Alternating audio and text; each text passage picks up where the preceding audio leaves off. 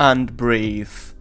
How do you sum that up without saying Gareth Southgate may quite well be the luckiest man in England?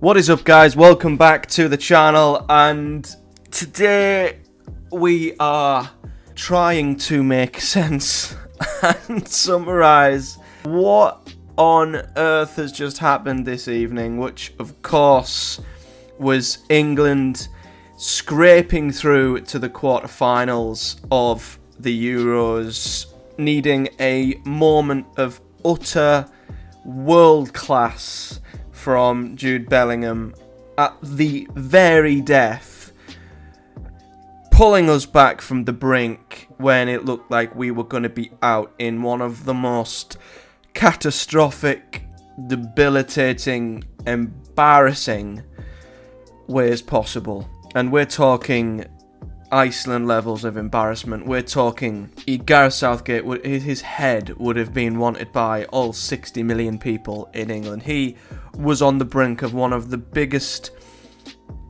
disasters, I think, seen at a major tournament by an England team. It would have been up there with Steve McLaren versus Croatia, Roy Hodgson versus Iceland. We were there. We were staring it in the face. And then Jude Bellingham pulls out a moment of world-class quality.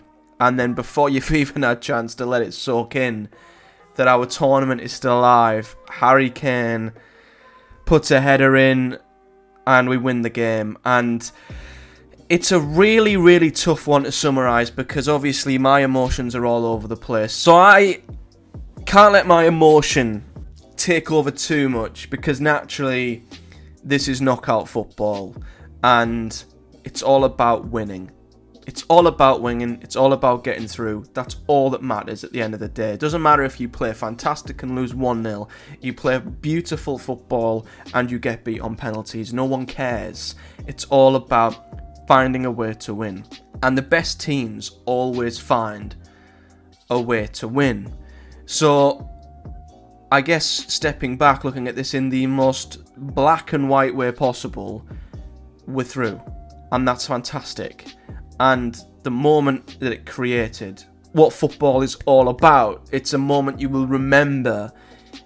That's the beauty of knockout football. But as great as winning like this is better than if we'd have won by a random own goal in the 51st minute. And as much as that's all that it's about and we're in the quarterfinals, you still, despite that being the most important thing, cannot take away from the fact that we were absolutely diabolical.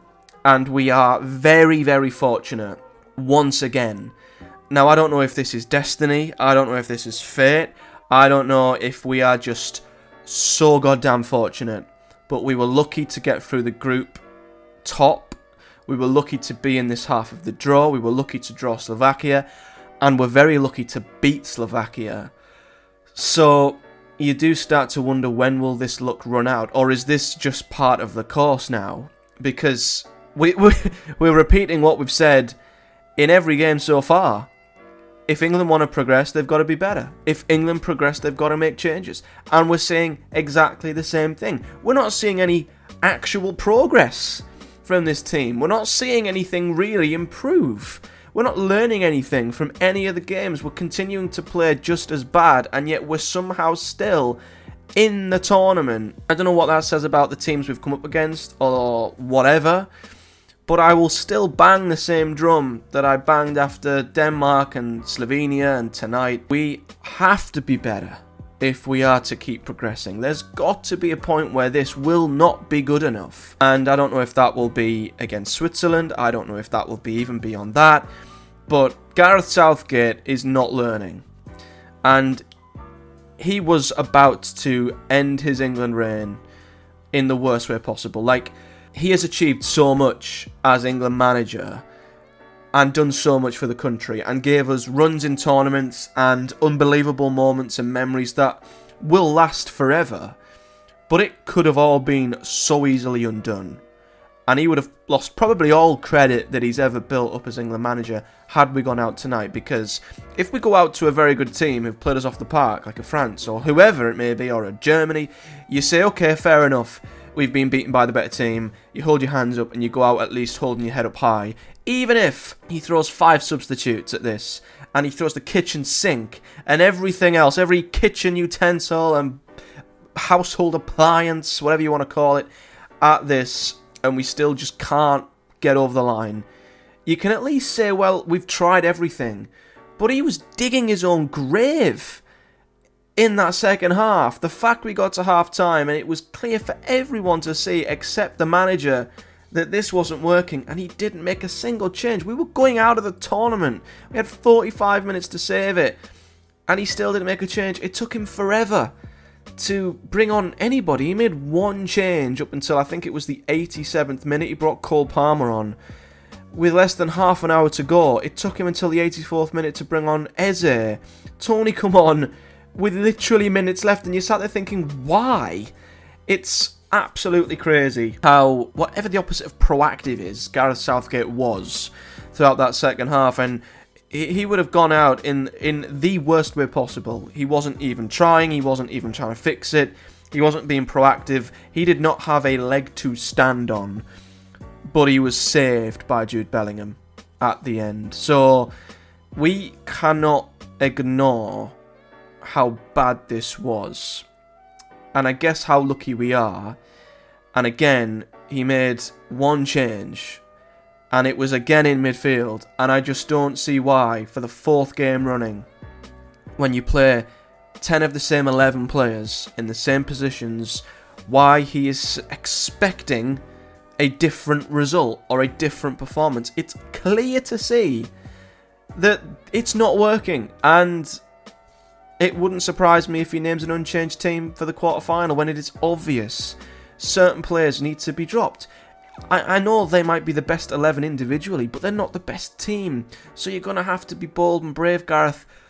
And you're going to have to, whether it's Phil Foden off for Eze or Gordon or Saka off for Palmer, whatever it is, he needs to sacrifice some of the big names to give this team a better balance, to give it a better structure, because at the minute we are limping through this tournament, and we are beyond lucky to be at the quarter-final stage. But the point is, we are at the quarter-final stage. We're still in it. We still have just as much of a chance as anyone to go on and win it. It's still there in our hands, and he needs to take advantage. He needs to twist. He needs to turn the screw at some point, and I feel like he has such an opportunity in front of him right now. Italy have gone. Germany scraped past Denmark and were lucky. France and Belgium play each other. Neither of them have looked good. England have an incredible opportunity and all the tools at their disposal to go on and win this. But Gareth, for some reason, is almost making it as hard as possible for himself to do so, and is almost trying not to win it. It's incredible. But anyway, I'm going to sort of wrap this one up because I am still in a bit of shock by the whole thing, but whizzing through the stats to paint a bit more of a picture of how bad we were. We had 63% possession, which we dominated the ball as you'd expect, and yet Slovakia's XG was much better than ours. We were 1.6, they were over 2 XG. We had more shots, although they had more shots on target. We had just as many big chances as they did. So still, I would argue the stats read pretty bad, and the eye test also reads pretty bad for England. But the one thing I guess we do have, regardless of how he sets up the structure, regardless of how he sets up the team, if England are in trouble, we have the individual quality to pull us out of the fire if needed, and that's exactly what has saved us tonight, and not every country has that. So we could continue to play crap and win every game.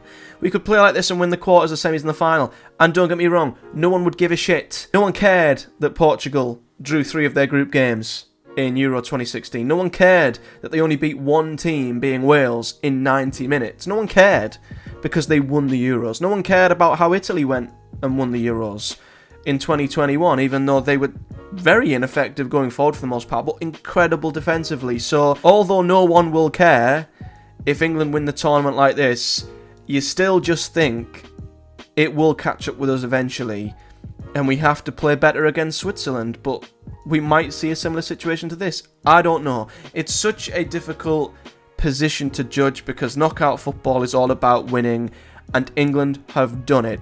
And the best teams find a way to win when they don't play well, and we've done that too. I'm just going to sit here happy that we're through.